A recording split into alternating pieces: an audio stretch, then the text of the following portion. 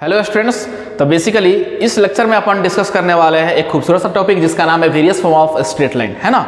लेकिन बात ये है, याद रहे कि ये टॉपिक बड़ा इंपॉर्टेंट है। इसलिए इंपॉर्टेंट है क्योंकि जो भी आने वाला टॉपिक्स है, जैसे सर्कल पढ़ेंगे अपन, कोनिक सेक्शंस पढ़ेंगे, वहाँ पे कहीं ना कहीं इसका यूज़ होने वाला है। जैसे कि वहाँ पे अपन पढ़ेंगे ये जनरल फॉर्म क्या होता है उसका भी पढ़ते हैं, स्लोप पॉइंट फॉर्म पढ़ते हैं, 1 पॉइंट फॉर्म, 2 पॉइंट फॉर्म पढ़ते हैं, पैरामेट्रिक फॉर्म पढ़ते हैं, डिस्टेंस फॉर्म पढ़ते हैं, नॉर्मल फॉर्म पढ़ते हैं। इन सारी चीज़ों को अपन एक एक करके यहाँ पे डिस्कस तो करने वाले ही है, लेकिन ध्यान से सुनिएगा और ध्यान से लिखिएगा, क्योंकि इसका कहीं ना कहीं आगे जो आगे आने वाले जो टॉपिक्स है वहाँ पे कहीं ना कहीं इसका यूज़ होने वाला है। तो सबसे पहले बेटा अपन बेसिक बात करने वाले हैं कि जनरल फॉर्म स्ट्रेट लाइन का क्या होता है, किस तरीके से उसको रिप्रेजेंट किया था और उसका बेसिक रिप्रेजेंटेशन क्या होता है। अगर उसको पहले अपन डिस्कस करने वाले हैं कि बेसिक रिप्रेजेंटेशन क्या होने वाला है, समझिएगा ध्यान से। सबसे पहले मैं लिखने वाला हूं जनरल फॉर्म। तो जनरल फॉर्म क्या होगा, तो मैं लिखूंगा यहां पे a linear equation in x and y. क्या लिखा, a linear equation in x and y is called general equation of a straight line, general equation of straight line, है ना।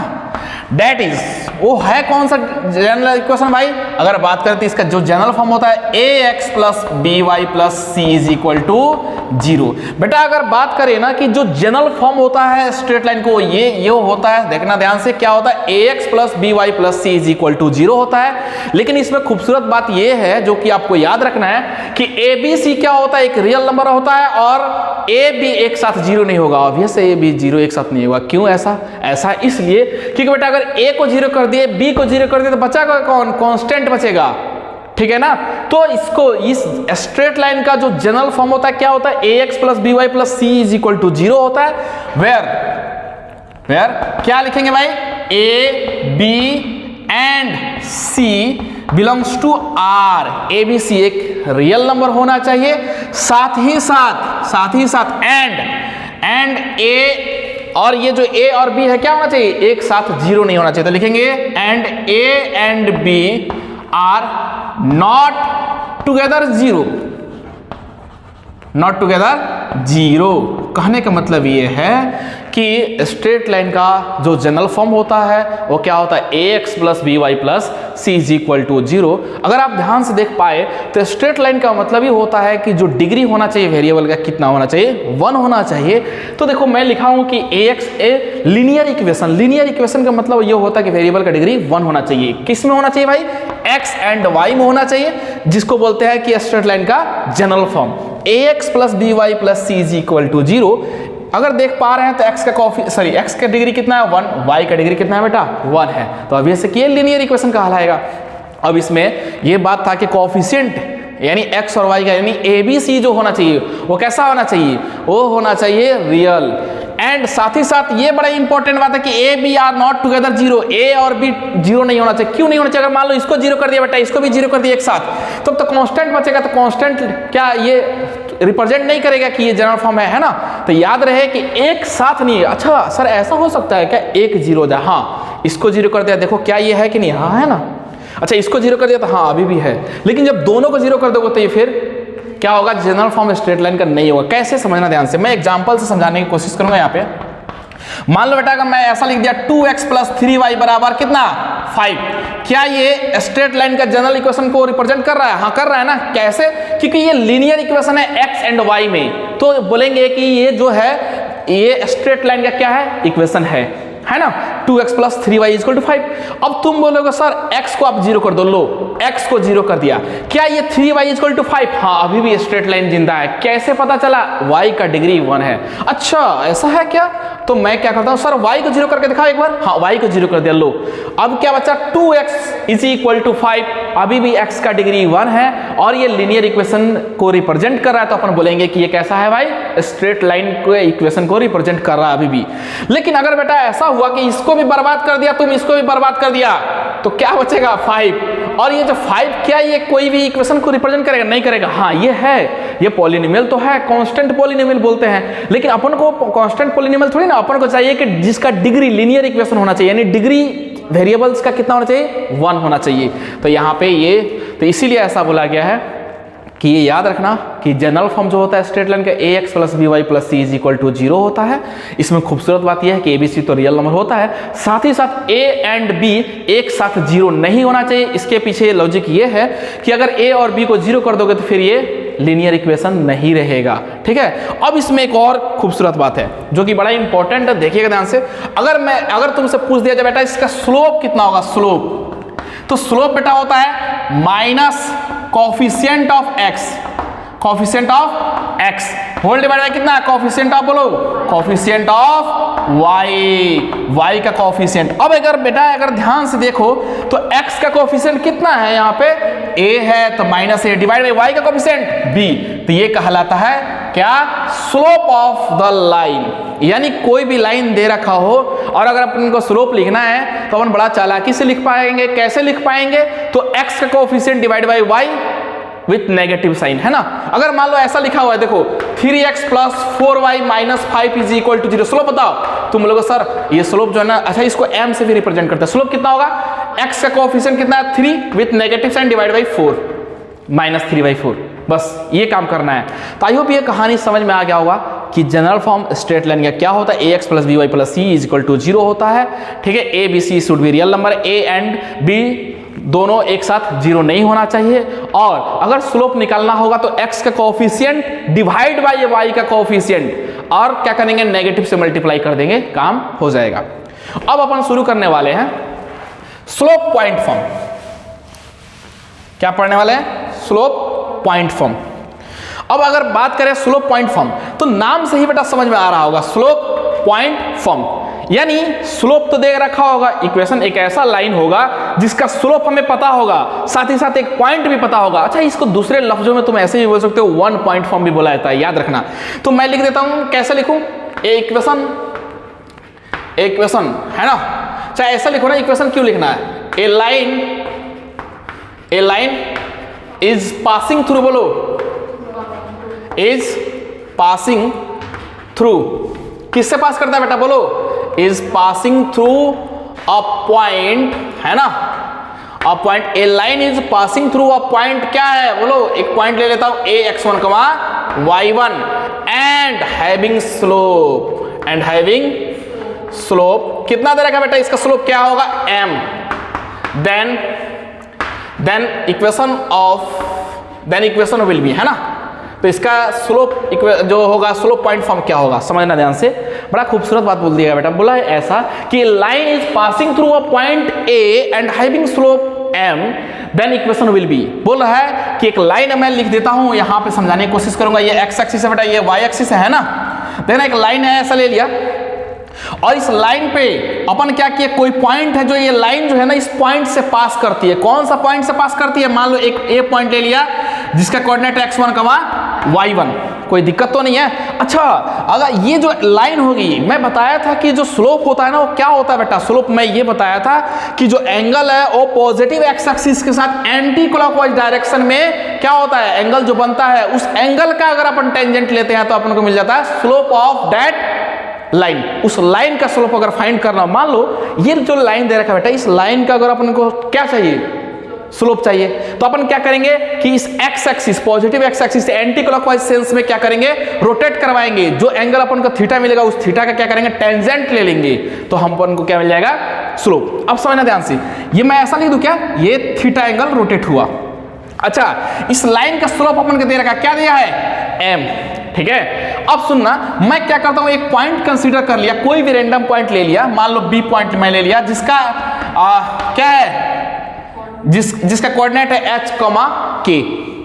एक पॉइंट है ax1, y1, ये लाइन जो है ना इसी पॉइंट से पास होती है। अब मैं एक b पॉइंट कंसीडर किया जिसका कोऑर्डिनेट h, k। अब इस b पॉइंट का जो है ना यही तो कोऑर्डिनेट, यही लोकस फाइंड करना अपन को, है ना।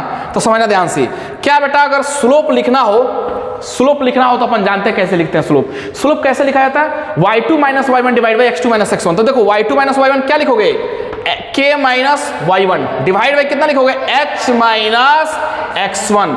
यानी ऊपर में लिखते हैं y कोऑर्डिनेट का क्या डिफरेंस, और नीचे में लिखते हैं x कोऑर्डिनेट का difference, y2 minus y1 divide by x2 minus x1।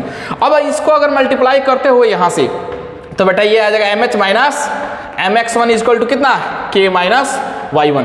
और इसको सिंप्लीफाई करो। अच्छा अब अपन क्या करते हैं, अपने को पता है कि भाई जो लोकस होता है ना, जो पॉइंट का लोकस फाइंड करने के लिए क्या करते हैं अपन, ये h को k से h को किससे रिप्लेस करते हैं बेटा, x और k को y से रिप्लेस करते हैं। जैसे ही अगर करोगे तो ये आ जाएगा y minus y1 equal to कितना m into x minus x1।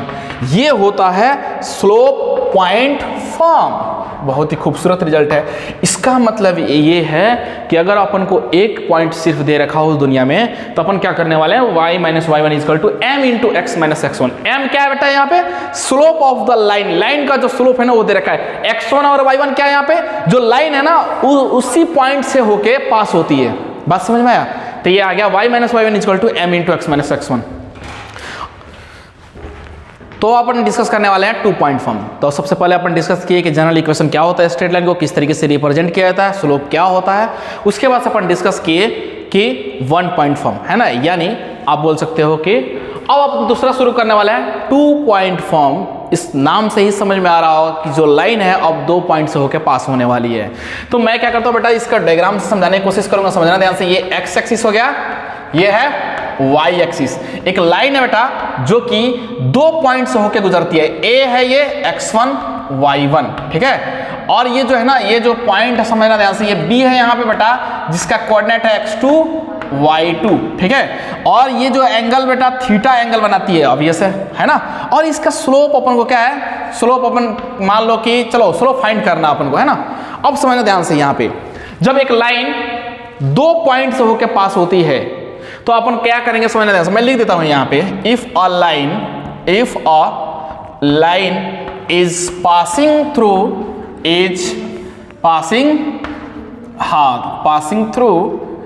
Two points a x1 y1 and b x2 y2, ठीक है बेटा।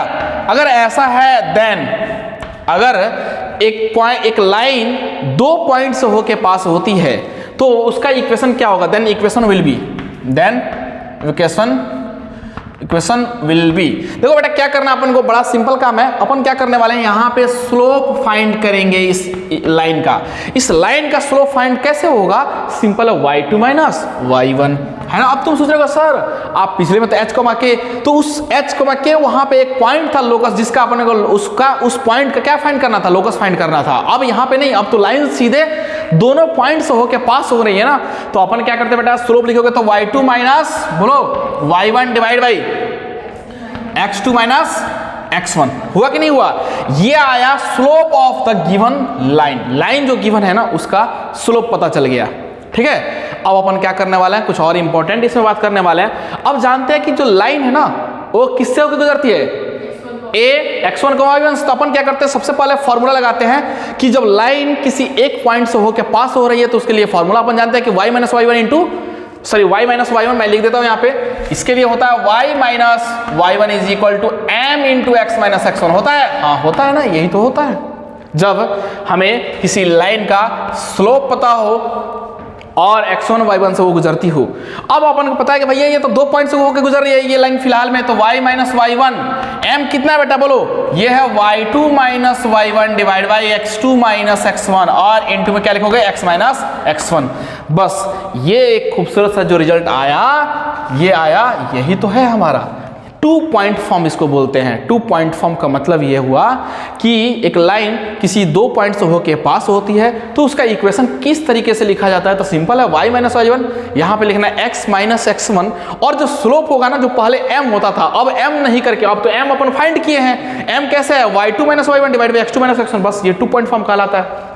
अब अपन स्टार्ट करने वाले हैं स्लोप इंटरसेप्ट फॉर्म, डिस्कस करने वाले यहाँ पे स्लोप इंटरसेप्ट फॉर्म। नाम से ही समझ में आ रहा होगा कि एक ऐसा उस लाइन का इक्वेशन फाइंड करना है जिस लाइन का अपन को क्या पता होगा, स्लोप और इंटरसेप्ट। नाम से समझ में आ रहा होगा, स्लोप इंटरसेप्ट, जिसमें m भी होगा और स्लोप इंटरसेप्ट का मतलब होता है c, यानी y एक्सिस में जो है लाइन कितना इंटरसेप्ट लेंथ बनाती है उसको अपन बोलते हैं। तो मैं लिखूंगा यहाँ पे बेसिक बात पहले, if a line cuts intercept of the length, intercept of length C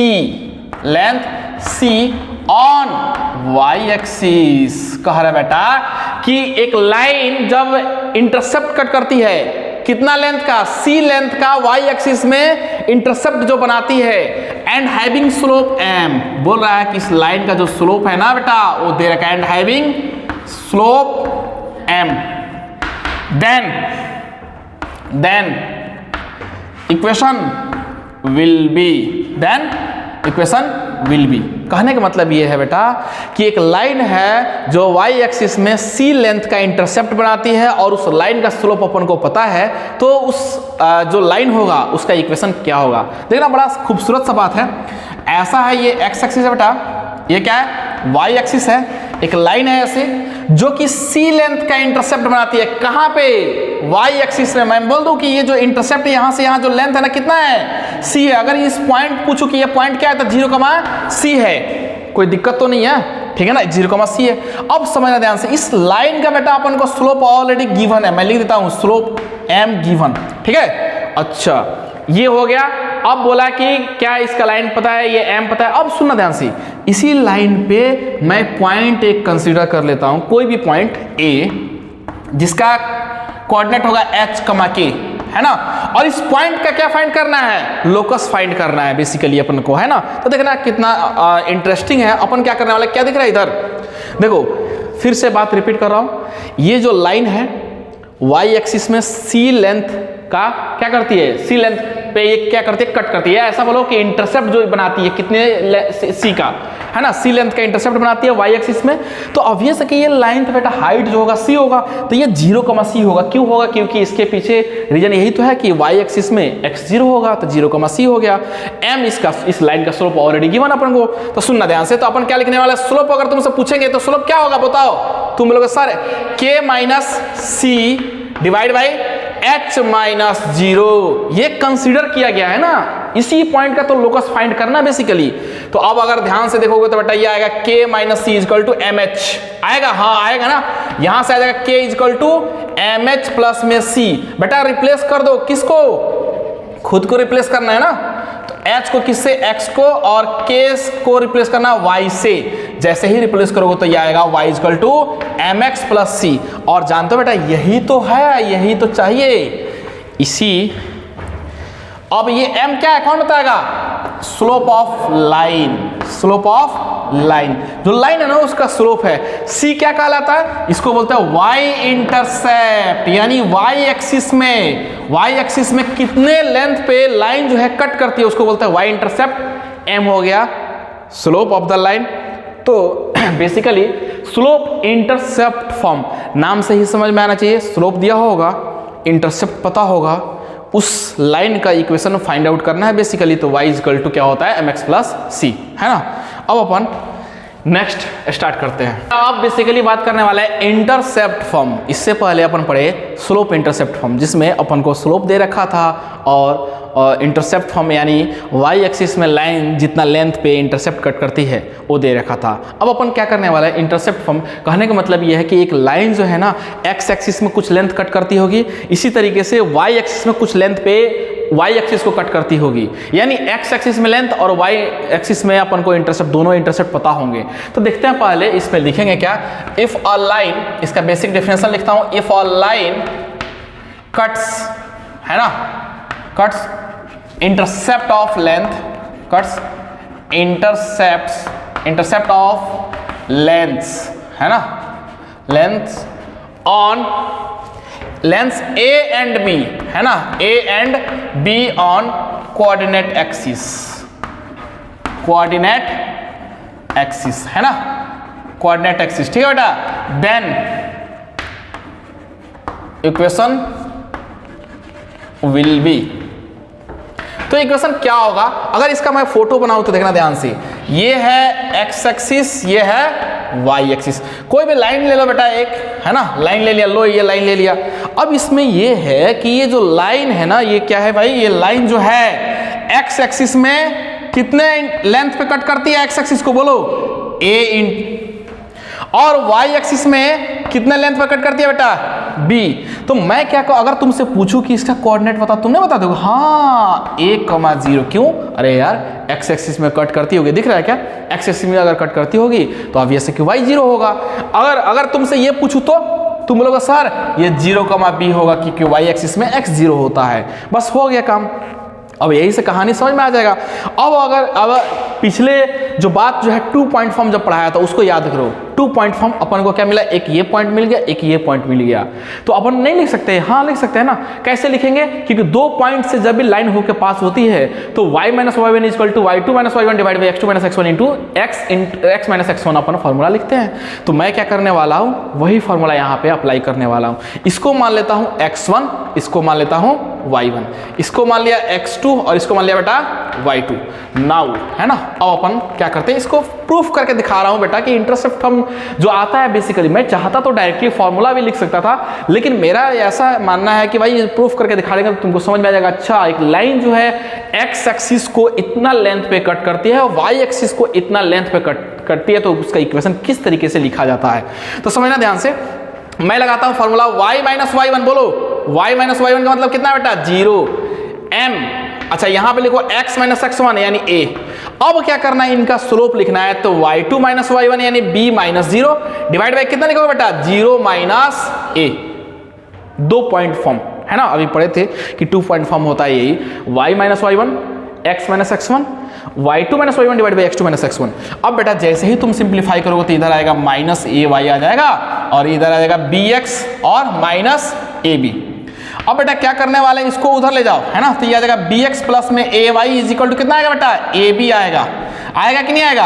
अब मैं बड़ी चालाकी से, क्योंकि अपन जानते हैं कि इसका फॉर्मूला होता है x by a plus y by b is equal to 1, मैं क्या करने वाला हूं, दोनों तरफ डिवाइड मारने वाला हूं, divide by A be on both sides. जैसे ही बेटा मारोगे तो ये आ जाएगा x बाई ए प्लस ये आएगा y by b is equal to कितना आएगा बेटा 1। और ये जो 1 आया ना, इसी रात के लिए तो ये जलाया था, देखो आया कि नहीं आया, बस यही तो है, x by a plus y by b is equal to क्या 1। इसको बोलते हैं अपन इंटरसेप्ट फॉर्म। याद रखना ये सारी चीजें है ना, ये फिर से वापस सर्कल पढ़ेंगे, जो भी चीज पढ़ेंगे वहां पे ये रिपीट होता है, ये सारे कंसेप्ट इंटरसेप्ट फॉर्म बोलते हैं बेटा। याद कैसे रखोगे, बड़ा सिंपल है, अगर ध्यान से देखो तो x divide by x intercept, y divide by y intercept is equal to 1। Simple है यार, x के नीचे x का इंटरसेप्ट, y के नीचे y का इंटरसेप्ट और प्लस करके इज इक्वल टू 1 कर देना है। तो इसको बोलते हैं basically intercept form, x by a plus y by b is equal to 1 है ना। तो आई होप ये कहानी समझ में आ गया होगा। अब मूव करते हैं नेक्स्ट टाइप। तो बेटा अपन अब डिस्कस करने वाले हैं नॉर्मल फॉर्म। नॉर्मल फॉर्म क्या होता है, तो देखिएगा नॉर्मल फॉर्म क्या होता है, इसका बेसिक डेफिनेशन देखते हैं। If of perpendicular of length p is dropped from origin on a line making an angle alpha with positive direction of x axis है ना, in a anti-clockwise sense, then equation will be। कहने का मतलब ये है, अगर diagram मैं बताऊं इसका समझाऊं तो समझना ध्यान से बेटा। ये x एक्सिस है, ये है y एक्सिस है कि नहीं है। मान लो कोई लाइन है, क्या किया, कोई लाइन। अब इस लाइन पे, ये जो लाइन है ना बेटा, इस पे एक ओरिजिन ये है, ये क्या है, ओरिजिन है। ओरिजिन से परपेंडिकुलर, यही तो बोला कि if A perpendicular of length p, कितने लेंथ का ये p लेंथ का। मैं इसका लेंथ दे देता हूं, रुको डायग्राम थोड़ा सा और बड़ा बनाते हैं ताकि चीजें समझ में आए, ठीक है ना। यहां बना देता हूं ताकि चीजें समझ में आए, समझना ध्यान से। ये है ऐसा कुछ, ठीक है, ये x एक्सिस, ये y एक्सिस, इस पे क्या है, एक लाइन है ये, और इस लाइन पे ओरिजिन से एक परपेंडिकुलर डाला जाता है। यही तो बोला है, if of perpendicular of length p is drop from origin on a line making an angle, कितना बेटा अल्फा एंगल, ये x एक्सिस के साथ एंटी क्लॉकवाइज सेंस में बनाती है, ठीक है बेटा। इसका जो है ना लेंथ कितना दिया अपन को P लेंथ का है ये परपेंडिकुलर। अब समझना ये अल्फा एंगल बनाती है। अब बताओ कि जब परपेंडिकुलर तुम डालोगे तो एंगल तो कितना बढ़ेगा, 90 डिग्री। अच्छा एक और बात, ये जो है ना ये y एक्सिस है, इसका नाम देता हूं मैं A, इसका नाम दे दिया B, ये ओरिजिन है। अब समझना ध्यान से, एक लाइन है, ओरिजिन से एक परपेंडिकुलर इस लाइन पे डाला जाता है, P लेंथ का ये है जो परपेंडिकुलर है, इसका लेंथ कितना है, P लेंथ बना है ना, एंगल अल्फा बनाती है। अगर बेटा ये एंगल अल्फा बनाती है और ये 90 डिग्री है तो दुनिया जानती है कि ये हो जाएगा 90 माइनस अल्फा, होगा कि नहीं होगा। अब सुनना ध्यान से, 90 माइनस अल्फा होगा। बेटा एक बात बताओ, ये कितना है, अरे ये 90 ही तो होगा, और अगर ये 90 है तो ये कितना होगा, ये 90 है, चलो ये कितना होगा, ये होगा 90 माइनस अल्फा। क्यों क्यों क्यों, अरे यार ये भी तो है ना एक्स एक्सिस वाई एक्सिस जहां मिलती है ओरिजिन पे, वो 90 डिग्री ही तो होता है, तो ये 90 डिग्री होगा। अगर ये अल्फा है बेटा तो ये भी 90 माइनस अल्फा होगा, और दुनिया जानती है कि ये 90 डिग्री है, 90 माइनस अल्फा है, तो बेटा ये कितना हो जाएगा, तुम बोलोगे सर ये तो अल्फा होगा। बस हो गया, काम हो चुका है। अब समझना ध्यान से, मैं नामकरण कर देता हूं बेटा, इसका नाम दे दिया M, क्या दे दिया M, ये B है, ये O है, ये A है। मैं सबसे पहले ट्रायंगल की बात करूंगा, इन ट्रायंगल OMB। बेटा अगर ट्रायंगल OMB में चलोगे, OMB, तो क्या मैं ऐसा लिख दूं क्या कि OM डिवाइड बाई OB जो होगा ना, ये होगा साइन, एंगल कितना है बोलो बोलो, 90 माइनस अल्फा। और जानते हो बेटा हो गया बस, OM अपॉन OB, ये साइन 90 माइनस अल्फा कितना होता है। अच्छा सुनो, OM कितना है, OM P, तो मैं लिखूंगा P upon OB is equal to sine 90 minus alpha होता है कॉस अल्फा। तो यहां से एक बात पता चल गया कि OB का वैल्यू पता चल गया कितना, P अपॉन कॉस अल्फा, है कि नहीं, देखो P अपॉन कॉस अल्फा। अब बेटा आते हैं कौन सा ट्रायंगल में, इधर दिखाओ भाई कैमरामैन, इन ट्रायंगल OMA, ठीक है। अगर इस ट्रायंगल में चलोगे बेटा तो एंगल है अल्फा, और एंगल अल्फा है तो OM अपॉन OA लिख सकते हैं, तो लिखेंगे OM अपॉन OA जो होगा वो साइन अल्फा का इक्वल होगा कि नहीं होगा। हाँ बिल्कुल सही बात बोला सर आपने, OM है P, ये OA है, इज इक्वल टू कितना आया, साइन अल्फा आया। और दुनिया जानती है यहां से कि जो OA आएगा कितना आएगा, P अपॉन साइन अल्फा के इक्वल आएगा, ये आया OA। OB पता चल गया। इसका मतलब ये है कि सर हमें दो चीज पता चल चुका है, एक तो सर OB पता चल गया, कितना है ये बताओ, P अपॉन कॉस अल्फा। अच्छा इसका मतलब एक बात पता चल गया कि x इंटरसेप्ट यानी ये वाला है, यानी लाइन जो है ना x एक्सिस में इतना लेंथ पे x एक्सिस को कट करती है, लाइन जो है ना y एक्सिस में कितने लेंथ पे कट करती है, P अपॉन साइन अल्फा, है कि नहीं है। बस ये हो गया बेटा, ये पता चल गया और ये पता चल गया OA और OB। तो अपन जानते हैं कि ये x इंटरसेप्ट है, ये y इंटरसेप्ट है, तो दुनिया जानती है कि भाई इंटरसेप्ट फॉर्म स्ट्रेट लाइन क्या होता है, एक्स वाई ए प्लस वाई वाई बी। तो अपन यहाँ पे लिखने वाले हैं, देखो मैं लिखता हूँ इंटरसेप्ट फॉर्म क्या होता है बेटा, एक्स अपॉन ए का मतलब कितना हुआ, पी अपॉन कॉस अल्फा लिखेंगे, हाँ प्लस में वाई अपॉन बी यानी p upon sine alpha is equal to कितना लिखोगे 1, और इसको जब सिंप्लीफाई करोगे तो ये आ जाएगा x cos alpha plus y sine alpha, और ये पी जाके उधर टकराएगा, ये 1 है तो ये पी जाके टकराएगा तो ये आ जाएगा पी। तो जो अपना रिजल्ट मिला यानी नॉर्मल फॉर्म वो क्या मिला, x cos alpha plus y sine alpha is equal to p, और पी क्या होता है, perpendicular distance from origin on a line, है ना। तो आई होप ये कहानी समझ में आ गया होगा। अच्छा एक बात अगर ऐसा बोल दूं मैं कि पी जो है ना हमेशा 0 से बड़ा होना चाहिए, तो मान लोगे क्या, हाँ मानना पड़ेगा, क्यों, अरे यार परपेंडिकुलर डिस्टेंस है और ऑब्वियसली जब डिस्टेंस होगा तो नेगेटिव थोड़ी ना होगा, पॉजिटिव ही तो होगा, तो ये बेटा कैसा होगा, पॉजिटिव होगा। तो मैं लिखा यहाँ पे x cos alpha plus y sine alpha equal to p, p is a perpendicular distance from origin on a line, p हमेशा एक पॉजिटिव होना चाहिए क्योंकि डिस्टेंस है। तो आई होप ये कहानी सारा समझ में आ गया होगा। तो याद रखना है डायरेक्टली रिजल्ट नॉर्मल फॉर्म का x cos alpha plus y sine alpha equal to p. अब अपन नेक्स्ट स्टार्ट करते हैं ना। अब पढ़ने वाले हैं यहाँ पे लास्ट जो है various form of straight lines का, है ना। अपन पढ़ने वाला है पैरामेट्रिक फॉर्म, जिसको दूसरा नाम से भी पुकारा जाता है, जिसका नाम है डिस्टेंस फॉर्म। और ऐसा डिस्टेंस फॉर्म बोला ही क्यों जाता है ये चीज़ मैं आगे एक्सप्लेन करूंगा। तो अभी फिलहाल के लिए ये समझना है कि एक पॉइंट है, एक पॉइंट सबसे पहले एक पॉइंट मान लेता हूं मैं, एक point P x1, y1 is given on a line, है ना, is given on a line. एक लाइन पे एक पॉइंट अपन को गिवन है बेटा x1, y1। अपन को फाइंड क्या करना है basically, we have to find out, मैं लिख देता हूं, है ना, we have to find out the coordinate of another point, the coordinate of another point, है ना, the coordinate of another point which is बोलो, which is r units away from p, r units away from p, coordinate of the another point q बोल देता हूं, है ना, another point का नाम देता हूं मैं q, है ना, which is r units away from the p। बात समझ में आया? कहने का मतलब ये है कि एक लाइन है जिस पे एक पॉइंट अपन को P दे रखा है जिसका कोऑर्डिनेट है x1, y1। अब एक पॉइंट उसी लाइन पे एक और पॉइंट है Q जिसका कोऑर्डिनेट अपन लेंगे x, y, और जो Q है ना उस P पॉइंट से r यूनिट्स की दूरी पे है। तो अपन को बेसिकली बताना है कि पैरामेट्रिक फॉर्म क्या होगा। पहला कहानी ये हुआ। दूसरा कहानी अपन को ये बताना है कि जो डिस्टेंस फॉर्म, यानी डिस्टेंस फॉर्म बोलते ही क्यों है, ये चीज अपन को प्रूफ करके दिखाना है। तो समझना ध्यान से। पहले मैं क्या करता हूं, इसको फोटो बनाऊंगा। इसका फोटो देखना बेटा, ये एक्स एक्सिस, ये वाई एक्सिस।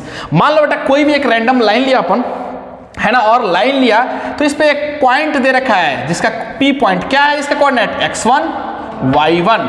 अच्छा, एक Q पॉइंट है जिसका कोऑर्डिनेट कितना बेटा, x, y। लेकिन ये जो Q पॉइंट है ना बेटा, P से कितना दूरी पे है, r यूनिट्स। कितना, r यूनिट्स। मैं r लिख देता हूं, है ना। यानी ये जो Q पॉइंट है इसका कोऑर्डिनेट बेसिकली अपन को फाइंड करना है जो कि P से r यूनिट्स पे बैठा हुआ है। अब समझना ध्यान से, तुम सोच रहे हो सर ये वाला जो होगा ये माइनस r हो जाएगा। हाँ बिल्कुल हो जाएगा ना, बताया तो था, ये माइनस r यूनिट्स पे हो जाएगा क्योंकि इंटरसेप्ट मैं बताया था कि इंटरसेप्ट पॉजिटिव नेगेटिव ये सब चीज स्लोप भी पॉजिटिव नेगेटिव होता है। तो अब बेसिकली अभी ये समझना है फिलहाल में। अब बता बेटा अपन को बेसिकली पॉइंट कितना दिया, एक ही तो पॉइंट दिया है P जिससे ये लाइन पास होती है, गिवन पॉइंट है ना। तो समझना ध्यान से। अब एक पॉइंट के लिए फॉर्मूला अपन जानते हैं क्या होता है, बोलो बोलो, y minus y1 is equal to m into x minus x1 होता है कि नहीं होता है। हाँ, slope point form, point slope form पढ़े थे ना पहले। अब y माइनस y1 इसी तरीके से रहने दो बेटा। m को क्या tan थीटा लिख दूंगा तो बुरा मान जाओगे क्या, नहीं यार, क्यों बुरा क्यों मानना है, tan थीटा तो लिख ही सकते हैं क्योंकि जो m होता है, जो स्लोप होता है, उस एंगल का टेंजेंट ही तो होता है। मान लो अगर ये एंगल थीटा बनाई तो कोई दिक्कत नहीं है ना, m। अब सुनना बेटा, ये y माइनस y1 इस tan थीटा को पूरा दुनिया जानती है कि अपन लिख सकते हैं साइन बाई कॉस इंटू में x माइनस x1। अब बेटा जानते हो क्या लिख दो, बस हो गया, x minus x1 divide by कितना, cos theta is equal to y minus y1 divide by sine theta. और मैं इसको बोल देता हूं कि ये r के इक्वल है। मैं लिख दिया कि ये मान लिया कि ये जो x minus x1 divide by cos theta is equal to y minus y1 divide by sine theta is equal to क्या होगा बेटा, r क्या है, एक पैरामीटर है। पैरामीटर का मतलब ये होता है कि जो बदलता हो, है ना, जो कि चेंज होता रहता हो।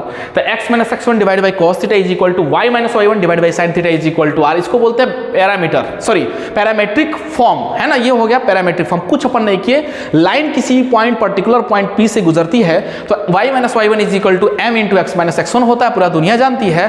m जो होता है बेसिकली जो एंगल होता है ना, जो x एक्सिस के साथ जो लाइन जो है x axis positive x axis के साथ एंटी क्लॉकवाइज सेंस में जो एंगल बनाती है उसका टेंजेंट लेने पे अपन को मिल जाता है स्लोप। m को लिख दिया और tan को लिख दिया साइन बाई कॉस, बस मल्टीप्लाई कर दिया। ये आया x minus x1 by cos theta is equal to y minus y1 by sine theta is equal to r। ये कहानी यहां से समझ में आ चुका है। अब समझना बेटा, अब मैं क्या इसको, ये वाला कहानी को क्या इस तरीके से लिख दूं, समझना ध्यान से कैसे लिखना चाहता हूं। मेरा मन है कि मैं ऐसा लिख दूं, x minus x1 divide by कितना बेटा, cos theta is equal to r है। हाँ r है ना। क्या मैं ऐसा लिख दूं क्या, x minus x1 is equal to r cos theta, बिल्कुल लिख दो सर, आपका मर्जी। x माइनस x1, बोलो बोलो बोलो, x माइनस x1 का whole square is equal to r cos square theta लिख दूं, बोलो r स्क्वायर कॉस स्क्वायर, दोनों तरफ स्क्वायर कर दिया, इक्वेशन 1। अच्छा सर समझ में आ गया, यानी आप इसके बराबर किए और फिर से आप इसको इसके बराबर कर दोगे। हाँ यही काम तो कर रहा हूं। तो इसको लिखा आप देखना बेटा y minus y one is equal to r sine theta लिखोगे और स्क्वायर कर दो दोनों तरफ, तो याद देगा y माइनस वाई वन दिख रहा है क्या, is equal to r square sine square theta दिखा। हाँ ये इक्वेशन 2 हो गया। अब बेटा क्या करने वाले हैं अपन, इन दोनों इक्वेशन को क्या करेंगे, जोड़ देंगे। क्या करेंगे, ऐड करते हैं इक्वेशन 1 और इक्वेशन 2। जैसे ही तुम इक्वेशन 1 और इक्वेशन 2 जोड़ोगे तो यहां पे कुछ आवाज आएगा कि x माइनस x1 का whole square plus y minus y1 का whole square is equal to आएगा आर स्क्वायर। और दुनिया जानती है कि अपन क्या कर सकते हैं, स्क्वायर रूट ले सकते हैं। और स्क्वायर रूट जैसे ही लोगे तो r जो आएगा बेटा क्या आएगा, x minus x1 plus y minus y1 और इसका आएगा रूट। क्या बेटा इसको पहचानते हो कौन है ये वही है जो तुमको शुरू से ही याद है, नहीं होता ये। तो ये क्या आया, r इज इक्वल टू क्या आया, यहाँ पे क्या है, इसका स्क्वायर किए तो sine square cos square theta is equal to ये वाला आया। अब अपन क्या किए, स्क्वायर रूट दोनों तरफ ले लिए, तो स्क्वायर रूट ले लिए तो r इज इक्वल टू आया x माइनस x1 का whole square plus y minus y1 का होल स्क्वायर का रूट हुआ, ठीक है ना। ये जो r आया, ये बेसिकली जो बेटा ये r है ना, ये क्या है, ये है पैरामीटर। क्या है बोलो, पैरामीटर, यही तो है, इसीलिए तो इसको बोलते हैं पैरामेट्रिक फॉर्म। पैरामीटर ये r कंसीडर कर लिया, ये यही होता है पैरामेट्रिक फॉर्म। और इसको डिस्टेंस फॉर्म क्यों बोला जाता है, ये कहानी अब यहां से समझ में आ चुका होगा, क्योंकि r जो आया बेटा x माइनस x1 का whole square plus y minus y1 का होल स्क्वायर आया, और ये जो r आया इसीलिए इसको बोलते हैं डिस्टेंस फॉर्म भी बोला जाता है। तो पैरामेट्रिक फॉर्म को क्या बोला जाता है, डिस्टेंस फॉर्म। तो याद रखना, पैरामेट्रिक फॉर्म बोले या डिस्टेंस फॉर्म बोले समझ में आना चाहिए। ये r जो है क्या है, ये पैरामीटर है, पैरामेट्रिक नहीं है, पैरामीटर है ना, पैरामीटर है। तो आई होप ये कहानी समझ में आ गया होगा। तो मैं अब क्या करने वाला हूं, जल्दी से इसको कंक्लूड करता हूं।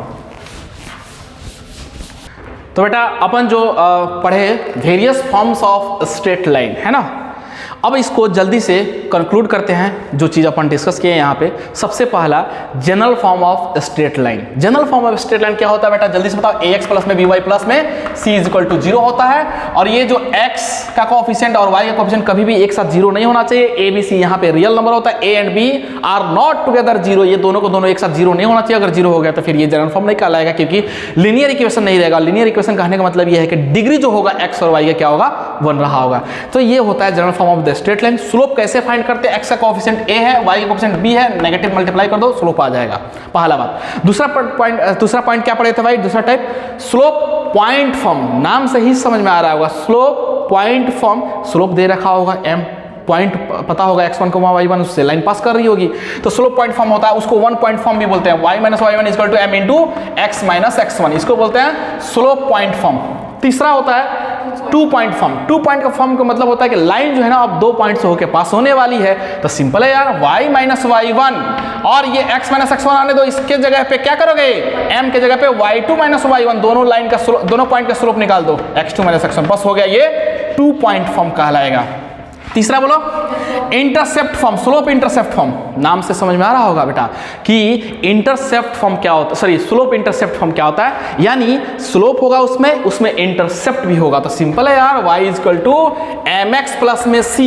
बेटा ये y is equal to mx plus c, जो m है क्या है यहाँ पे, slope of the line, c क्या है बेटा, y इंटरसेप्ट है ना, y इंटरसेप्ट।